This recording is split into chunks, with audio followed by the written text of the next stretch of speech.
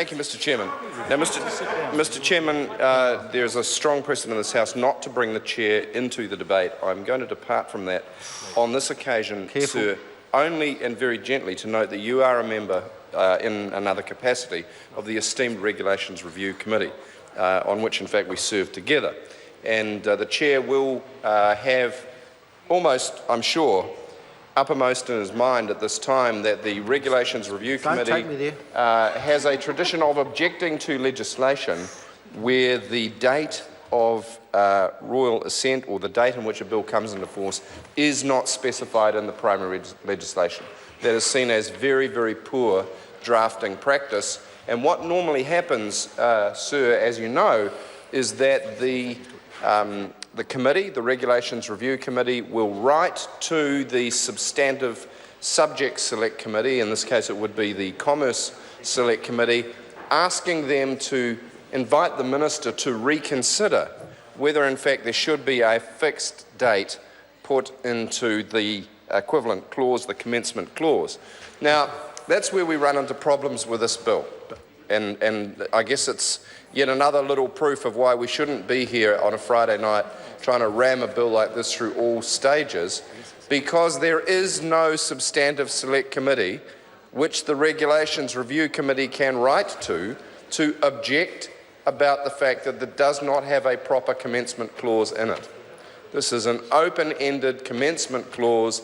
It is poor drafting practice. It would be pulled up by the Regs Review Committee, and the Commerce Committee would have to deal with it. The Commerce Committee would probably then write to the Minister. There would be an amendment made in the usual way, and there would usually be either a fixed date for commencement or a deadline for commencement. Now, it's particularly odious, sir, and improper when it comes to a tax bill. And this is a tax bill. This raises taxes. Apart from the fact that it's breaking an election promise, it's a serious matter. There should be no taxation without representation, and representation includes the full Select Committee process. So here's a tax bill being rammed through Parliament without a Select Committee process and with an improper commencement clause.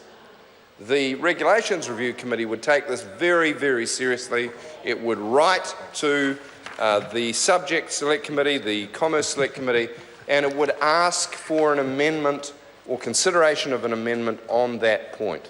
Now, it's not too late for the Minister, given that the Minister has seen fit not to send this to a substantive committee, to respond to that point and to assure the House in some way as to the timing of commencement.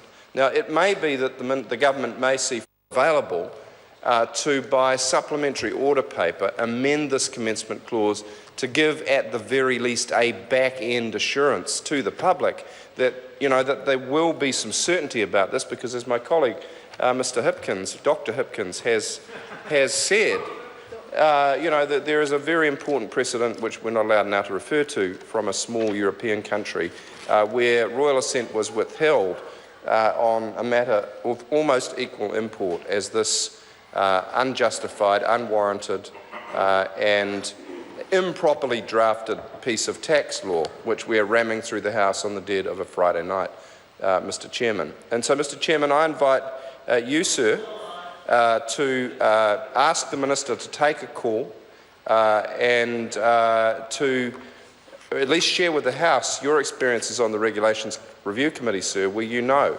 Order. Please be seated. The member knows that it is wrong for him to draw the chairman into the debate, and I certainly won't be jumping when he yanks my chain. For the admonition, Mr. Chairman, it must be getting late, but since you put it in those terms, your chain shall be completely unyanked from the Labour Party. But it's not too late, sir, for the government to yank this bill from the House, because this bill is improperly drafted. This is an improper commencement clause for a tax bill. We shouldn't be pushing bills through in the dead of night. We shouldn't be doing it when the government said there wasn't going to be any more tax laws, no new taxes. Well, here we've got one. Brought in through urgency, without a select committee process, flying in the face of established constitutional convention. This is legislation for cowboys, Mr Chairman, and the Labor Party wants none of it.